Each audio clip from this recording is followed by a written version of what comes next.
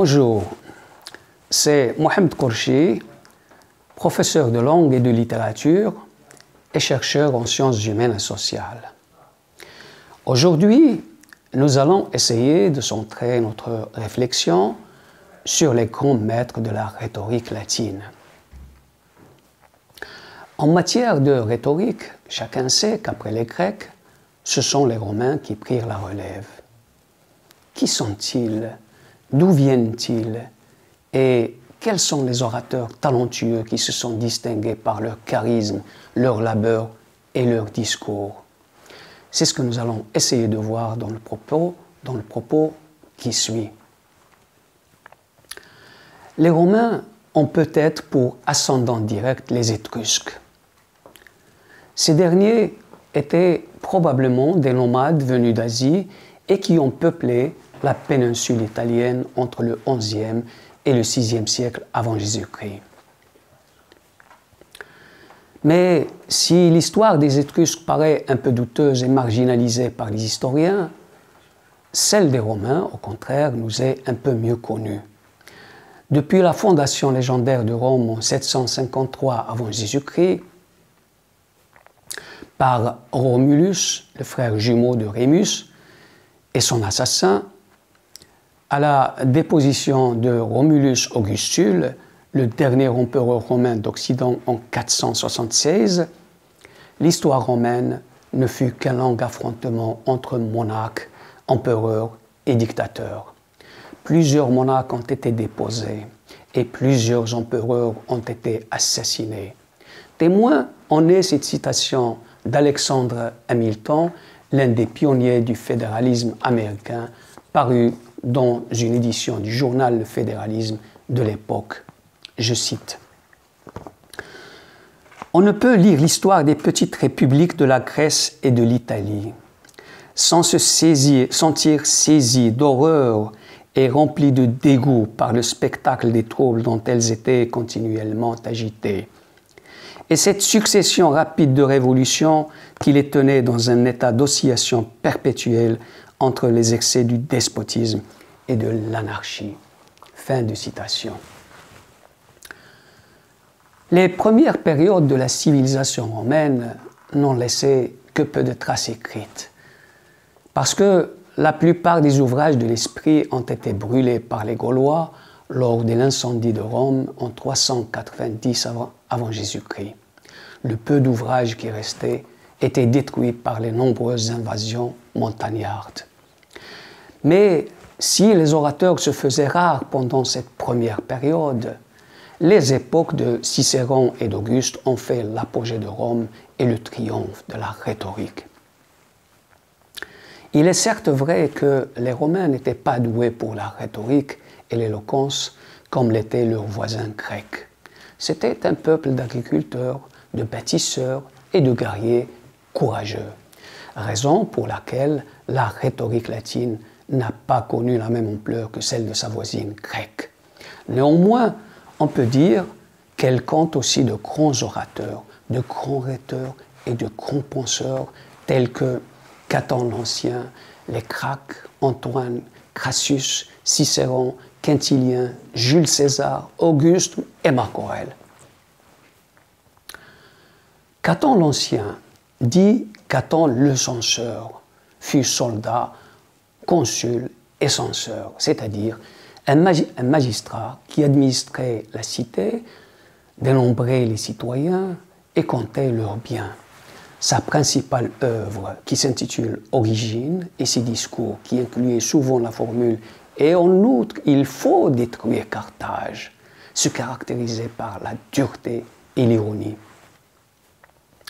Pour lui, l'orateur, c'est un homme de bien qui sait parler. Vir bonus dicendi peritus, parce qu'il aborde les problèmes sociaux et moraux, comme les devoirs et les obligations, avec force et véhémence. Les Gracques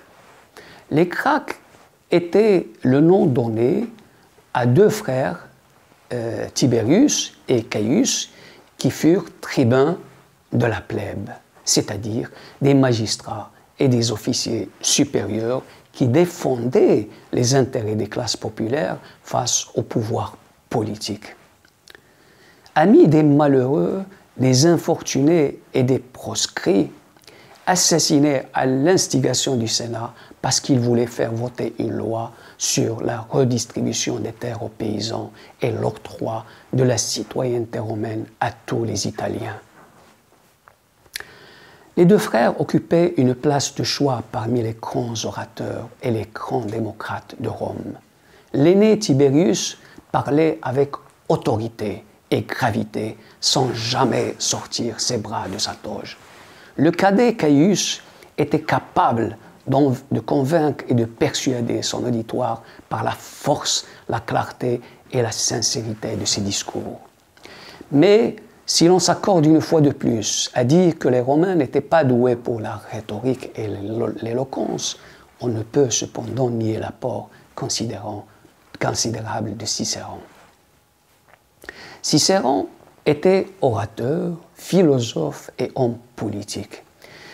Il fut considéré par les Romains comme le père de la patrie, mais en réalité, il était médiocre en politique. Or, si en politique il manquait d'idées, en rhétorique, il occupait une place de choix. Ses œuvres avaient inauguré l'éloquence romaine, purifié la rhétorique latine et la rhétorique occidentale. Exemple en est de sa rhétorique à Herénius, de ses plaidoyers, de ses harangues et de ses enseignements, résumés dans 3 ouvrages fondamentaux, véritables traités de l'art oratoire dans lesquels il énonce les principes de la rhétorique latine. Don de orateur, il donne des conseils à ceux qui veulent devenir orateurs, en insistant sur le rôle primordial de la culture générale. Dans Brutus, il dresse le portrait des orateurs célèbres qui l'ont précédé. Dans Orator, enfin, il décrit le portrait du parfait orateur. Selon Cicéron, le discours doit remplir 3 fonctions essentielles, à savoir docere, c'est-à-dire informer, delectar, c'est-à-dire plaire, et movere, c'est-à-dire émouvoir. Proscrit par les triumvirs Octave, le futur Auguste, Antoine et Lépide, et confisqué de ses biens, il mourut assassiné sur l'ordre d'Antoine en 43 avant Jésus-Christ, un an après l'assassinat de César. Mais si l'apport de Cicéron fut considérable, celui de Quintilien le fut encore plus. Quintilien était aussi un grand maître de rhétorique.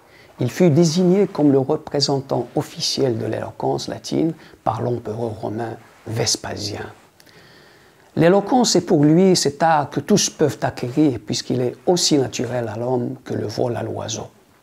Il consigna ses pensées dans un ouvrage volumineux intitulé « L'institution oratoire », véritable traité d'éloquence dans lequel il exposa toutes ses leçons de l'art et de l'éducation oratoire. Évidemment, Rome a connu d'autres grands orateurs, d'autres grands penseurs et d'autres grands hommes politiques, tels que Jules César, Antoine, Auguste, Crassus et Marc Aurèle. Jules César était un grand homme d'État romain, célèbre par la concision et le laconisme de ses discours, comme par exemple la célèbre expression « Veni, vidi, vici », qui veut dire « je suis venu, j'ai vu et j'ai vaincu », par laquelle il voulait montrer la supériorité véritable de ses armes, de son génie et de ses richesses sur ses adversaires à l'extérieur et au sein de Rome. Antoine était lui aussi un grand orateur. Il s'est illustré par la sobriété et la concision de ses discours. Pour convaincre les juges et enflammer ses auditeurs, il lui arrivait souvent de déchirer la tunique d'un homme pour en montrer les blessures. Auguste était lui aussi un grand homme d'État romain. Il entreprit à Rome de grands travaux. Son règne se distingua aussi par la protection des artistes, des hommes de lettres et par la valorisation des œuvres d'auteurs romains comme Virgile, Horace, Tibulle et Ovide, faisant ainsi de son siècle, le siècle d'Auguste. Selon Diderot, il eut le discours prompt et clair qui convient à un souverain, ce qui fait de lui l'un des grands orateurs romains. À cela, il faut ajouter Crassus, dont la force de la parole a donné naissance à l'expression une éloquence de tribun, c'est-à-dire de magistrat. Enfin, Marc Aurèle, ce grand empereur romain magnanime, adepte de la philosophie et de la rhétorique stoïcienne, qui a marqué son temps par sa modestie, sa vertu, sa chasteté et son humilité. Avant de mourir, il a pris soin de consigner ses idées philosophiques et humanistes dans un précieux ouvrage intitulé « Pensées pour moi-même ». En somme, disons au terme de ce propos que, à l'instar de sa voisine grecque, la rhétorique latine a longtemps influencé la pensée occidentale et la littérature moderne. Après les Romains, la rhétorique va connaître des moments difficiles qui vont la faire tomber dans le discrédit et entraîner par la même occasion son déclin. Après ce bref passage en revue des grands penseurs et orateurs latins antiques, nous allons essayer de voir comment la rhétorique fut dans la décadence et voir aussi, chose curieuse, comment son destin ressembla à celui du phénix, cet oiseau fabuleux qui renaît de ses cendres après qu'il fut brûlé et qui reparut plusieurs siècles après pour faire peau neuve. Après plusieurs siècles de sommeil, la rhétorique va aussi renaître de ses cendres et avec sa renaissance, les lettres et les sciences qui étaient jusqu'alors méprisées seront rétablies, restaurées et valorisées. C'est ce que nous allons voir dans le prochain propos de cette série de vidéos consacrées au savoir et au savoir efficace qui essayent de joindre la justesse de l'esprit à la tendresse du cœur. J'espère, comme disait ce grand penseur, qu'ils seront utiles à quelques-uns sans être nuisibles à personne.